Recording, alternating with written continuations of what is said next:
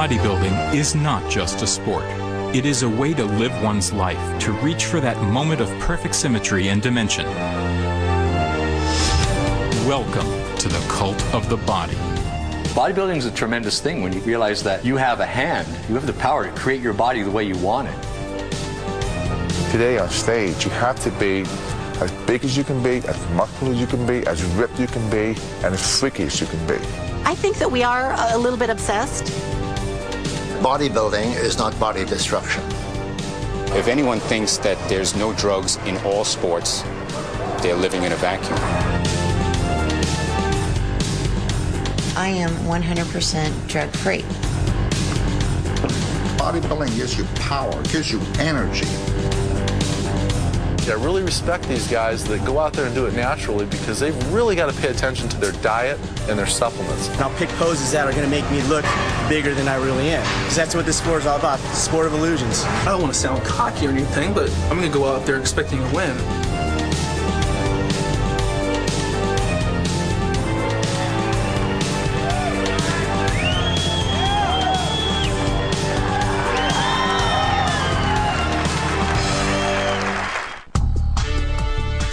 Each year, thousands of people from all over the world gather for the ultimate bodybuilding competition, Mr. and Ms. Olympia.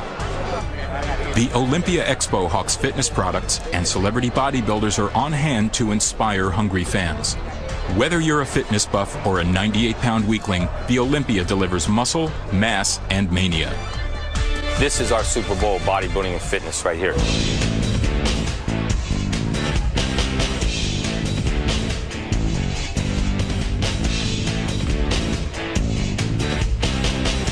You have to have strong willpower, you have to have strong determination, and you must love what you're doing more than almost anything in the world. With the pros, it's a whole nother ballgame because you're talking about working with the elite athletes in the world, the best. The guys you see at the Olympia are the top 13 or 14 elite athletes in the sport. And when you qualify for the Olympia, you enter the elite group. You have to feel great, and you have to let everybody see that you know you feel great and that you are great. Backstage at the Olympia, athletes pump blood into their muscles, tan and oil their bodies, all in preparation to show off the quality and size of their physiques. Tanning is really one of the things that they're judged on. You got to understand they have to be really exaggerated tanning. You know, it's not just a normal tan like you and I have. It has to be really, really dark. It makes them glisten, and it really just highlights and defines their physique, so you can just see their definition. I'm the last person they see before they go up on stage, so it's very important that I make them look their best.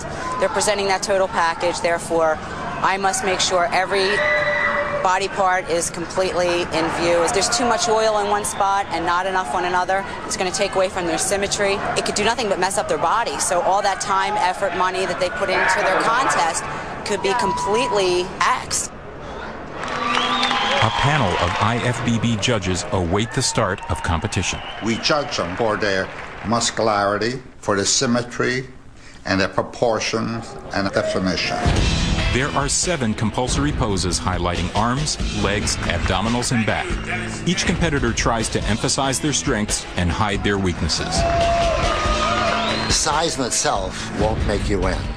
The quality of the muscle itself won't make you win. It's a combination with symmetrical development. That's the key. Every part of your body has to be symmetrically developed to the other parts, and they all have to be at their top level. If somebody comes in with a huge, massive chest and massive biceps and shoulders, but they've got weak legs, they're gone. Symmetrical posing means you show the left and your right side of your body exactly the same way. Then we do a comparison where we put 2 or 3 fellows together. That's really where you can really get down to the nitty-gritty. Because everybody looks good by herself. At this level, these guys are all champions. So when you see them by themselves, you're going to say, wow, this guy's great, this guy. You put them together next to each other, and that's where you decide who's first, who's second, who's third. What goes on in the pose down, it's a culmination of all 3 rounds, and it's the athletes trying to outdo one another. So if one guy does a pose, the other guy's saying, look, I can do it better, and he's trying to prove to the judges, I'm better than this guy. The pose down is where the bodybuilder's charisma and confidence shines through. It is a free-for-all, and the audience loves it.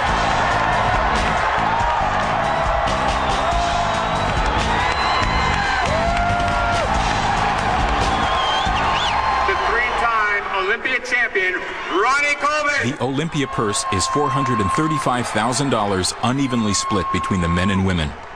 Top prize is $30,000 for the women, split between 2 weight classes. $110,000 for the men, winner takes all. Prize money aside, to win the Olympia is the brass ring that promises product endorsements, guest posings, and supplement support. It really takes discipline to make it to the top in anything, and especially bodybuilding, because it's not like the training takes all day, but you're involved with your body all day. Bodybuilding is made up of 3 stages.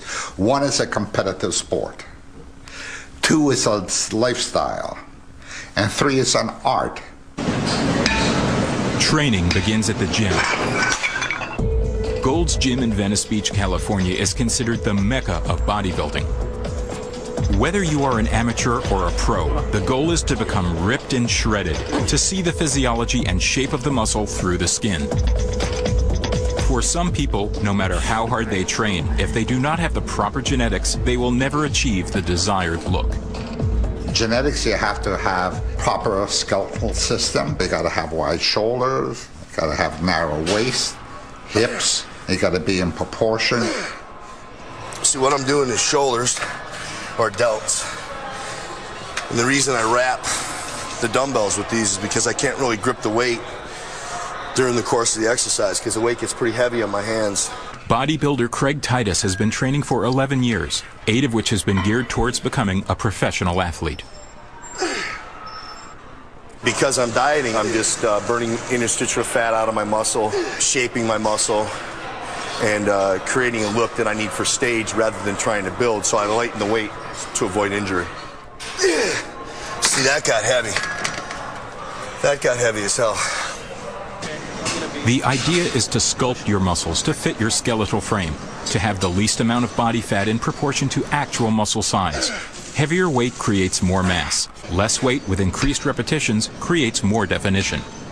This past year was the biggest I've ever gotten. I was 274. I'm 5'9". I still have to put another 15 pounds of muscle on. The amateurs, I mean, they're just so hungry because they want to get to where, you know, like the Ronnie Colemans and the Flex Wheelers and the Chris Cormiers and the Nassers and all these, you know, the guys that they're idolizing in the magazines. Amateur bodybuilder Travis Wojek trains alongside the pros. At age 20, he is just entering the sport on a competitive level as a natural bodybuilder. It's a tough thing coming into the bodybuilding world because everybody tells you what you should be doing. And coming in, especially as an amateur and as a beginner, you have to realize that everybody's an expert. Everybody's an expert on their own body, and you have to find what works good for you. This exercise here is one of the greatest isolation bicep workouts with the elbow against the leg. Keeps it in a position where it's always tensed. So the veins coming out real nicely here. It means they like this exercise. Across town, Stan McQuay starts his day at the gym. Trying to wake up. Like Travis, Stan is a natural bodybuilder. Dying today. After attaining 3 black belts in the martial arts, Stan has been building muscle for 10 years. This year, he turns pro. Bodybuilding is definitely growing in the aspect of different types of people. Come on, wake up. Especially now that the natural shows are coming up, you don't have to be a freak anymore, and they can see that, hey, we can just take natural supplements and compete. I'm not trying to get big and huge, you know. I try to stay nice and symmetrical, still pleasing to the average person, so that when they come to the competition, they can actually say, I'd like to look like that, and it is easily obtainable. Not easily, but it is obtainable. I see definitely a push for natural bodybuilding. I see guys that are training in the gym, they want to look cut, they want to look muscular, but they don't want to look huge. First of all, it's the hardest sport in the world to turn pro at. When you're professional, you can make money at it. And when you're amateur, you don't. Basically, the difference is when you become a professional bodybuilder, you get paid for absolutely everything you do. Photo shoots, magazine covers, endorsements, guest posing, seminars, guest speaking, and even your prize money. And as an amateur, you don't get paid prize money. In several weeks, Travis Wojek and Stan McQuay will be competing in the bodybuilding competition, Muscle Mania. Open to amateurs as well as professionals. Its distinction is that it is a natural bodybuilding contest. I qualified to become a pro back in May in New York. and I'm entering this competition as a pro. So it's going to be a little bit different, a little more pressure. Now there's money involved, so it's a lot more at stake here. Being involved in a sport, you always want to rise to the highest ranks as possible in that sport. That's why you're in it, to rise to the top, to be the best. If I can become a pro being natural without taking the drugs and being healthy and inspiring people to be healthy, just wait and see. If that is possible, I will do it. What is perfection? The classic sculpted Michelangelo's David, or the Farnese Hercules, the massive, more developed look? As the aesthetics of the body have changed, so have the physiques. Now, bodybuilding has always been dominated by the heavily massive developed physique. Today on stage, you have to be as big as you can be, as muscular as you can be, as ripped you can be, and as freaky as you can be. You have to be like that, otherwise you're not going to win the competition. I'm the leanest guy to ever win the Mr. Olympia contest, especially 3 times. When I won it, at 5'9", I weighed 190, between 185 and 190. Today in bodybuilding competition, if you're not 250, you're considered thin. When you go to competition like the Mr. Olympia competition, you want to see guys looking freaky. You want to see the bigger guy come out, a 22-inch jump. Holy mackerel, look at it, boom, boom, flexing, rocking the whole stage. People getting fired up. They want to see that. That's what it takes in bodybuilding. People want to see those guys looking so freaky. The audience loves it. And now for the last 16 years, it's been the massive trend. Nobody is concentrating on developing symmetry of proportion, shape, and definition anymore. If you take a bunch of guys, like 20 guys that weigh 190 pounds, 200 pounds of beautiful symmetry, you're going to get this.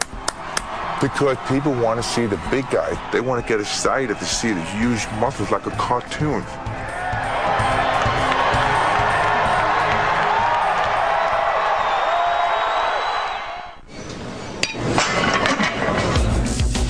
Just as the physiques of the body have changed, so has the science of lifting weights. Early on, weightlifters and fitness enthusiasts utilized free weights, commonly called barbells and dumbbells. Machines were developed to replicate weightlifting exercises. They enable people to lift weight with more control and safety. A machine can isolate an individual muscle more completely through a full range of motion. With a free weight, there is room for error because of imperfect form, which can lead to injury. I got a lot of machines because I went through shoulder surgery, which was right after my last Mr. Olympia contest. I couldn't do certain exercises. And so with the machines, I can do them. See, actually, even this lightweight is feeling pretty good. Over time, as technology became more sophisticated, the design of the machines became more muscle-specific. Today, there is no one standard as to what works better to build muscularity, which is why bodybuilders use machines in combination with free weights. Bodybuilding has an interesting history. Start of bodybuilding began in the 1890s with Eugene Sandow, who, by the way, is the model for the Mr. Olympia trophy. He was one of the forerunners of developing the perfect body. He was more an all-around acrobat, strongman, and performing feats of strength. Next was Steve Reeves in the 50s. And Reeves, in my opinion, was the most proportionate, good-looking bodybuilder of all time. He really had it all. I used to read comic books, like the Incredible Hulk comic books. And then one day I discovered a muscle magazine, Muscle Power, and Dave Draper was on the cover. And I realized that bodybuilders did exist. So then I took it home and I learned about, you know, Mr. America, Mr. Universe, and then I got bitten by the iron bug. I started working out when I was 13. The old Charles Atlas thing, I wanted to get muscles. I was skinny, young, I wanted to attract some girls, and I started lifting weights. When I was a kid, I saw the Hercules movie with Steve Reeves. But when I saw that film when I was about 10 years old, I wanted to come home and lift weights. I wanted to look like Steve Reeves. We all need heroes. That's why I'm trying to build heroes, and Arnold, I knew, could be one of them.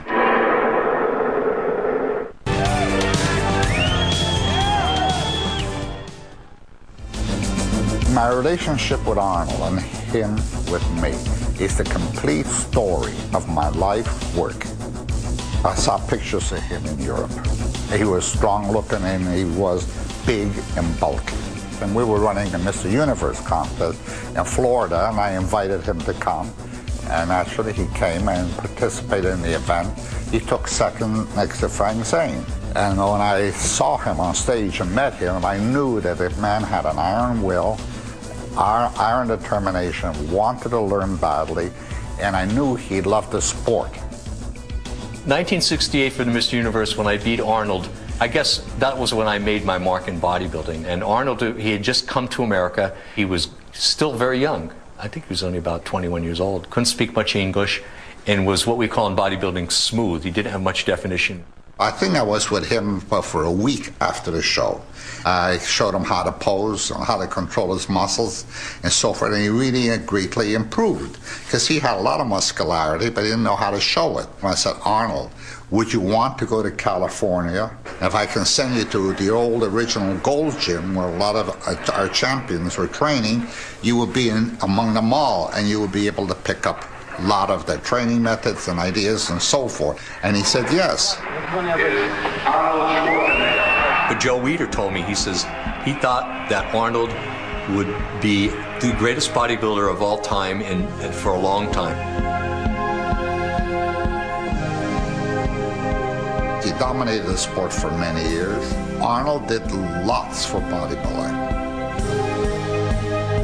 I'm looking to build a classical looking body such as the bodybuilders back in the golden era of bodybuilding, back in the 70s, back when Arnold ruled, and of course he still does. His presence is always around.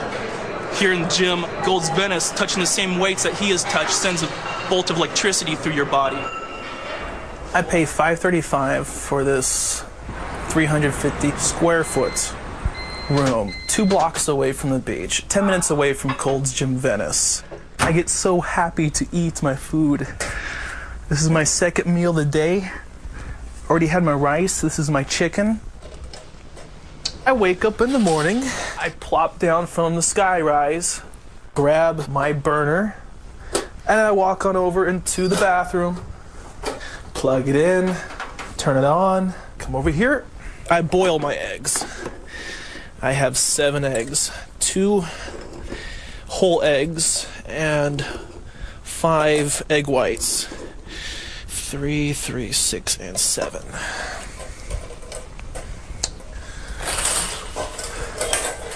Fill up water, put it on the hot burner, and when I hear it boiling and I'm in the shower, I will reach out and turn it off. Like my fireplace. I actually put these pictures together. If someone did not believe that I was natural, they can look at my development as I progressed. There's all my homies at San Diego State. There's me right there. That's my freshman year. I wanted to be a football player, and I loved wrestling as well. The only thing that stopped me was my knees, my injuries, so the only thing that stopped me was myself. I am absolutely living my dream right now. One day, I'm going to wake up and my dream is going to be a reality. The reason why I got into bodybuilding is it's a long story. It's a little different than most people. When I was growing up in high school, I was hanging around with the wrong type of guys, hanging around a lot of gang members. I wasn't really deeply into claiming territory, but you know, when we went out, if we had to throw down or fight with another crew, you know, we did. I grew up, I was a skinny kid. I was very insecure. You'd never see me walking around with shorts or a tank top on, so I wanted to get in the gym and pump up as much as I could. You know, it took a while before I started seeing some improvements, but once you start seeing the little bulges coming out, you know, it just makes you really excited and you just want to keep at it. A lot of my buddies I was actually hanging out with, they were in here also, so it was kind of like a hangout for us. But as I got more into it, you know, a lot of my friends, they weren't interested, so they started leaving, but I just got hooked on it. I had genetics, you know, for bodybuilding, so I kind of steered away from the gangbanging and got more involved in the sport. This guy's got a great physique right here. Definitely. He's got a lot going for him. Just keep working out. Every year I do a little guest appearance at a high school in East LA. They have a little bodybuilding club, and what I'll do is I'll come in, I'll do a guest appearance, and I'll do a little spiel about what I did and what I went through. All right, let's do this. Have fun, man.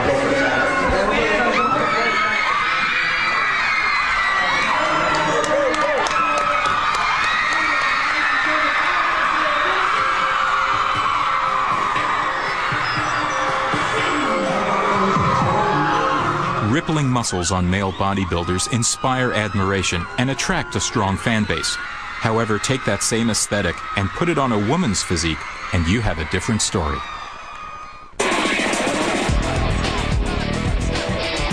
The world of women's bodybuilding has always been controversial.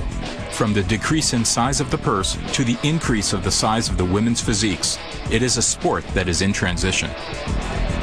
The physique of the pro females have changed so much. You would look at a contest that I was in and look at a contest, 2 years ago, and you'd say, this isn't even the same sport. A perfect description is when people find out I'm ex-Miss Olympia, 6-time Miss Olympia, and they go, oh, but you don't look like one of those bodybuilders that I see on TV. Corey Everson did probably the most to keep women's bodybuilding popular because she was such a total package. She was good looking, she had a great body, and she was charismatic. And then after that, I think the winners got more and more muscular and they had less of the total package, and now it's got to the point where there's no total package, there's just a lot of freaky muscle. In 1985, I ran the Miss Olympia in New York at the Old Felt Forum. We sold 5,000 seats and had to turn a couple of hundred people away. But as the physiques increased, the attendance dropped. There's the argument that every athlete should be permitted to develop themselves to the maximum. But to turn a woman into a man is just a little too much. When I first started out, my strongest body part were my legs. I came from, tumbling background, track background, dance background, so I always had really genetic legs. My father had great legs. From the first time she picked up a weight, 2 years later she was a pro. My husband is my trainer, and we worked very, very hard to just bring out that overall package where no body part stood out from another body part. After 3 years of trying, Kim Chizevsky won Ms. Olympia 4 times in a row. Away from the bodybuilding limelight, Kim Chizevsky and her sports nutritionist husband, Chad Nichols, live in Missouri. I am now making a transition to fitness, and it's because basically I've achieved all I could achieve in women's bodybuilding. I had been the big muscular girl for long enough, and I just wanted new challenges. In deciding to take the fitness challenge, Kim has shed at least 55 pounds of muscle in just over a year. To tear down that much tissue, Kim had to cut down on her protein intake, the most important muscle building block. I am a lot happier now that I am trimmed down and can wear normal clothes and off-the-rack clothes instead of having to have everything made for me. It was never that I liked being big. I never liked the off-season where you had to, gain weight in order to lose weight to look a certain way. I had like 11-year layoff of doing no gymnastics, no tumbling at all, and I'm above and beyond at the age of 32 where I was when I was, in college. So this is pretty cool for me. The movement now is with the Miss Fitness Olympia. The popular bias is in favor of a more lean and traditionally feminine look, where women are judged by more traditional standards like they were in the early 80s. More like a beauty contest. Athletic women that are beautiful and have good physical development, have definition, are not big, don't do muscular poses, and have a lot of flexibility and have some kind of act that they do.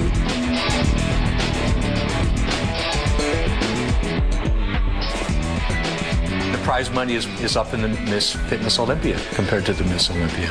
That is what's marketable, and it seems to be what draws people in and what they want. I think there's a turnaround coming, and I think this last year was the year that's going to make this turnaround happen. I think the judges and the public and the Weider magazines, I think everybody is saying enough is enough. We are going back to what we had 10 years ago. Come on, Lisa. It's funny, looking back on it now and getting that big, is like I wasn't looking in the mirror at myself, so I couldn't really see how big I was getting. But now looking back and I compare, and I'll be like, Lord, I was huge. Professional bodybuilder Lisa Lewis has been referred to as an Amazon. At a height of 5 feet 10, during the off-season she weighed in at 205 pounds. In competition, her weight was 193 with 3% body fat.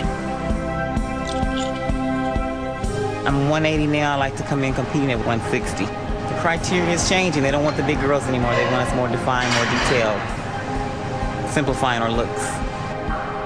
I think the change is good and healthy for the sport, but I don't think that they're realizing that you can't tear the muscle down overnight.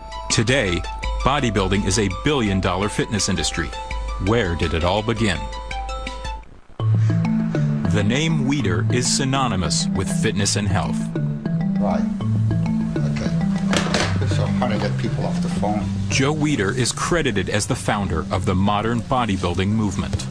I always enjoy it. You know, when you love something, you just love something. It grows on you. In 1940, along with his brother Ben, Joe created a self-published newsletter devoted to fitness, Your Physique. When I told my mother I was going to publish a magazine, I must have been around 17 or so, she thought I was crazy. She says, "You going to be a publisher?" But eventually, we got it all together. It was mimeographed in our own home and put together and brought to the newsstands to be sold. And I got renewals. Buddies subscribed, and I began to build up a little mail order list. And then we started to manufacture barbells and chest expanders and benches. So when I began to sell the barbells, I was making profit. So I took the profit from my magazines and the barbells, pooled it together, and published better and better magazines. Today it's called Muscle and Fitness. From humble beginnings in Montreal, Canada, their grassroots enterprise has mushroomed into a multi-million-dollar empire that provides fitness-related products to over 60 countries throughout the world. This is a billion-dollar industry. Most people don't really understand that. Today, the nutrition and supplement industry is thriving.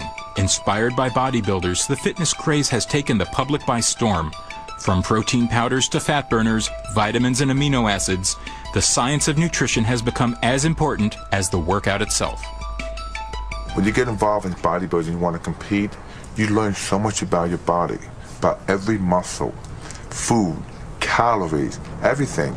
Although it takes years to train, it is the last 4 months before competition that are the most extreme in terms of nutrition and sacrifice. This is when the dieting begins.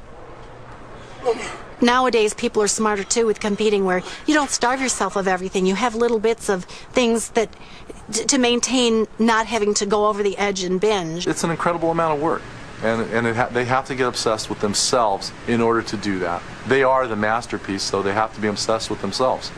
Everything the bodybuilder ingests is taken into consideration for gaining muscle or losing fat. I'm going to go buy my food for the week since I'm preparing for the Muscle Mania. Got to eat. The off season is basically trying to gain as much weight to get as big as you possibly can. So then when you start your pre-contest diet, basically you're dwindling down, trying to save as much muscle, but at the same time you're trying to take off as much fat as you possibly can.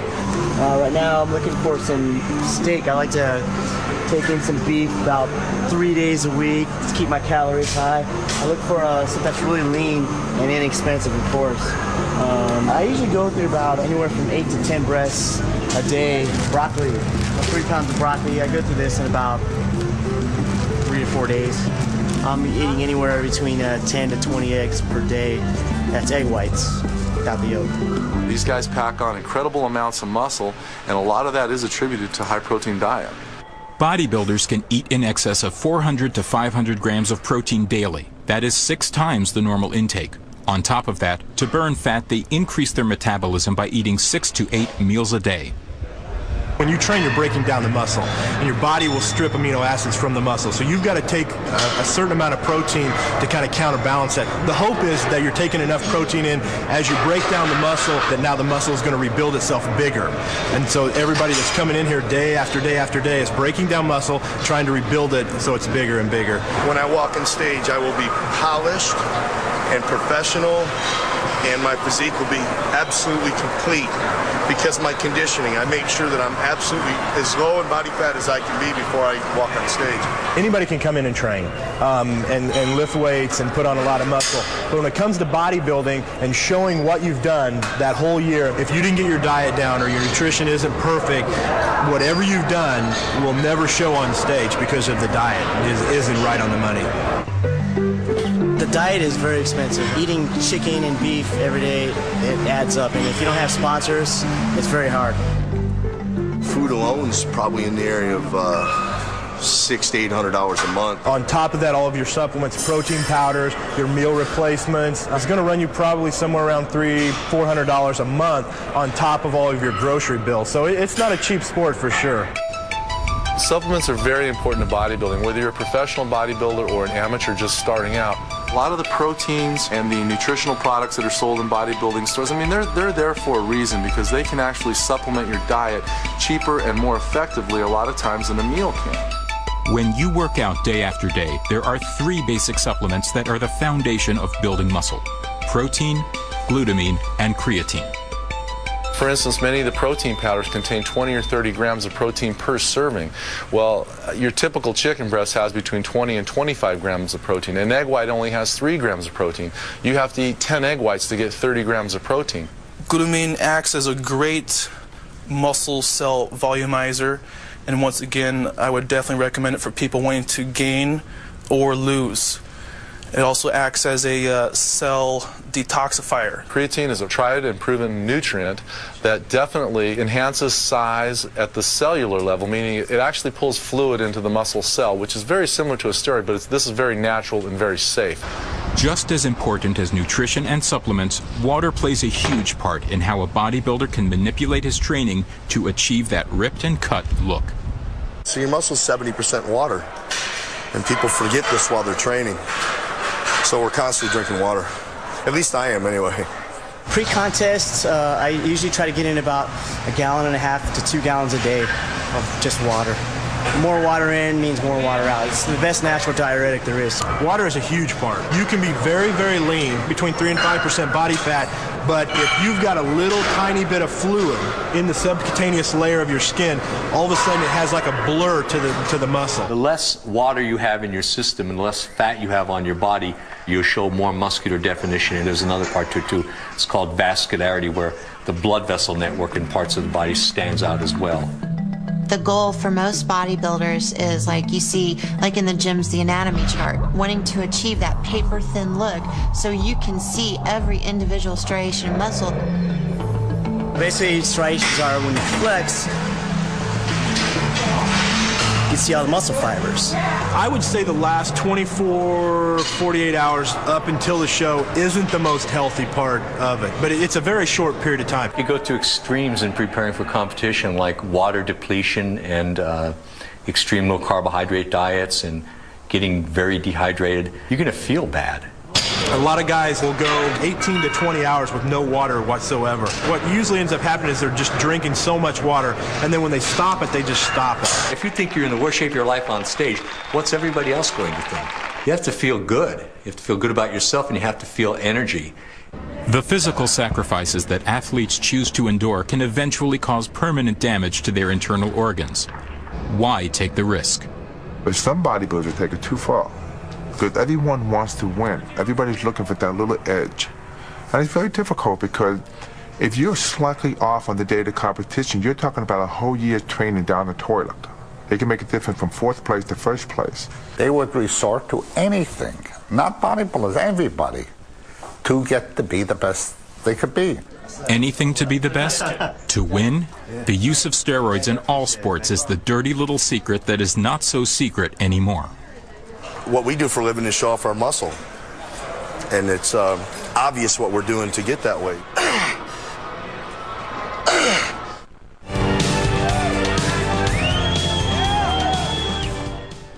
Muscle-Mania World Championships, only the best are here.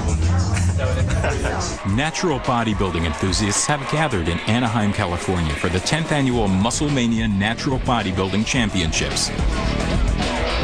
It is the largest drug-tested competition in the world.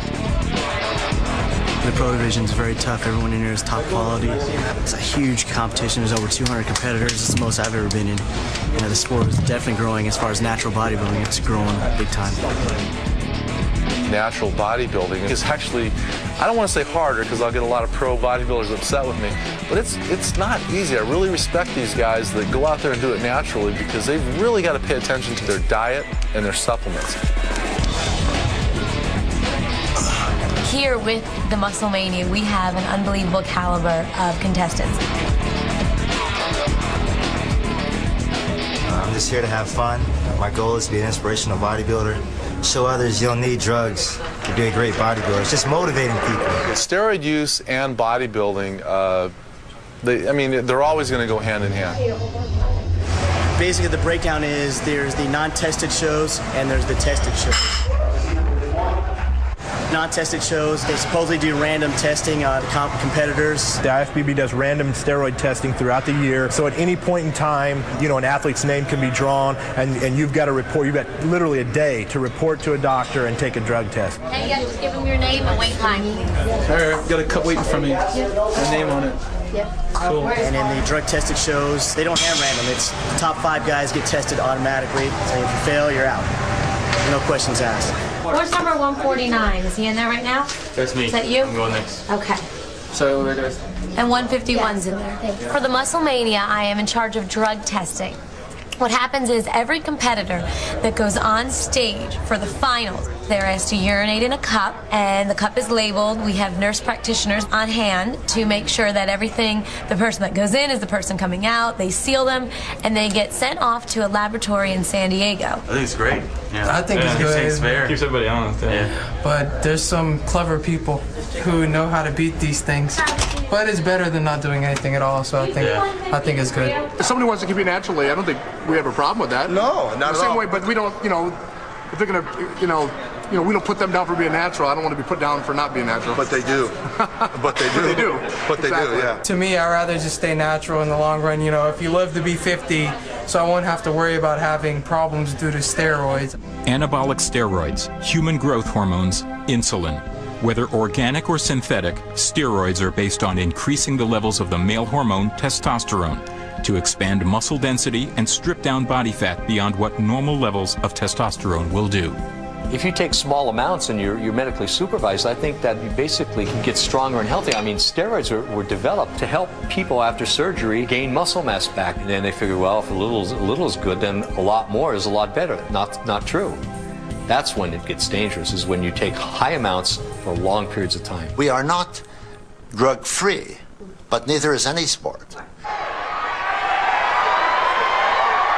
If anyone thinks that there's no drugs in all sports, they're living in a vacuum. Everybody's doing it. That makes playing field level. Yeah, absolutely. It is a level playing field. And how are you going to guarantee that nobody does it? You know, we do drug tests. We drug test for substances that we can detect. You know, and you can't detect everything. There's so many things you cannot detect that they don't even have tests for. Any steroid or diuretic is not acceptable, and if for some reason that comes up when the urinalysis is done, the finalist does get boosted out of their position. Thank you. Everybody is using it. It's unfortunate, lady, and I'm the most unhappiest person. I wanted people to live a good, healthy life. You know, I don't know why guys are willing to take that type of risk. I mean, whenever there's money involved, people do crazy things. And when you're talking about the Olympia, that's a lot of money riding, and there's a lot of contracts riding, and a lot of people take this sport to heart, you know, and they're very serious about this. Very serious. It's their business.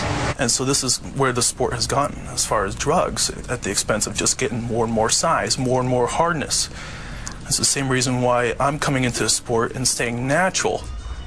I've seen 200 bodybuilders come in today, and every single one that went on stage was drug tested. Thank you. There are natural bodybuilders. They are tested. There are organizations now just for natural competitors. So I have full faith that these competitors are natural. Let's pose, man. All right. Now, we're only teenagers, okay? Teenagers. I'm 19. We're both 19. Now, by the time we hit 25, we'll be looking like these other big guys. But better. Let's do chest. We're ahead of time, okay? Musclemania is open to men and women, amateurs and pros. The class divisions start with teenage boys and go all the way up through the Masters division for men over 40. There are over 200 competitors.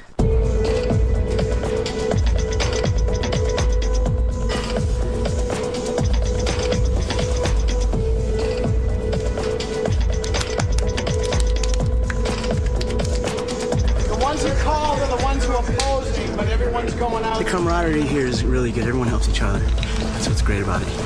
We're all friends. I don't want to sound cocky or anything, but, you know, at the same time, you got to be confident as well. So, I mean, I'm going to go out there expecting a win. This weekend, Stan and Travis are competing in their respective classes, professional and amateur junior division.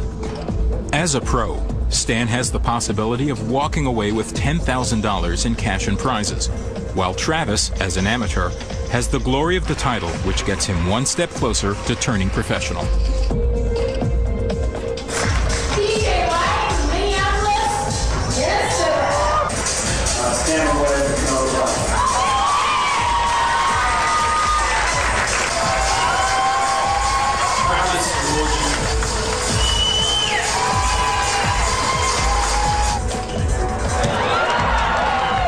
Here's my biggest fear.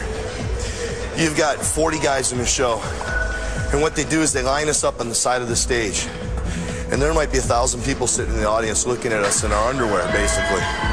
So you're standing there naked, in a line with 40 guys, and your worst fear is if they never call you out, because there's nothing worse than seeing some guy cry backstage, and I'm talking literally crying because he worked 16 weeks and never even got a call out. And I've seen it happen at the last shows I was in, and it's just never gonna happen to me, I can guarantee you that.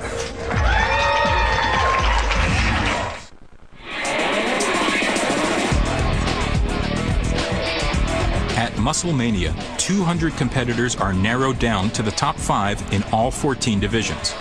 The natural bodybuilders go through 4 rounds of competition: initial class lineup, compulsory poses, symmetry, and finally, the pose down. Last week, everyone and their grandma was trying to give me advice. Oh, Travis, do this, don't do that, don't do this. Travis Wojcik poses down with the amateur junior heavyweight division, young men ages 19 to 22. I've won plenty of times in my life. I know what it's like. This is the first sport that I've got into that's a subjective sport. Every competition I come into, I knew I could progress more. Because of my age, my muscles are just going to get more and more mature. My skins get thinner and thinner and thinner. And so I'm looking forward to the future. Travis easily takes the first place win in the junior heavyweight division. The finalists for professional are number 2, Mike D'Angelo. The professionals at Musclemania are part of an elite class of natural bodybuilders and are invited to compete. Number 7, Stan McQuay.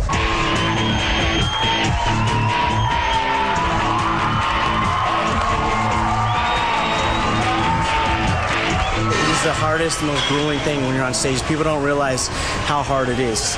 I mean, to me, it is the hardest thing of all. I mean, coming in here and lifting the weights is easy.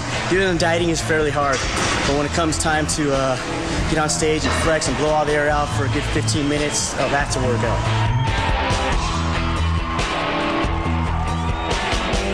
Oh, I'm burned out. I'm tired. I'm hungry. I'm hungry for a win. After narrowing down the top 5 to the final 2, the possibility of Stan McQuay winning is 50-50. My goal is to make top 5. I took second, so yeah, it's a big, to me, it's a win. So I'm excited. It's worth all the hard work, and now I get to go eat. Stan is greeted by his biggest fan club, his mom, dad, and girlfriend, Carolina. It's over, honey. I know, it's over. We get to eat now. We get to eat. Most bodybuilders, the first day after their first contest, they pig out and they eat everything in sight. And I did it. I ordered a 20-ounce porterhouse steak. Here you go. 20-ounce porterhouse.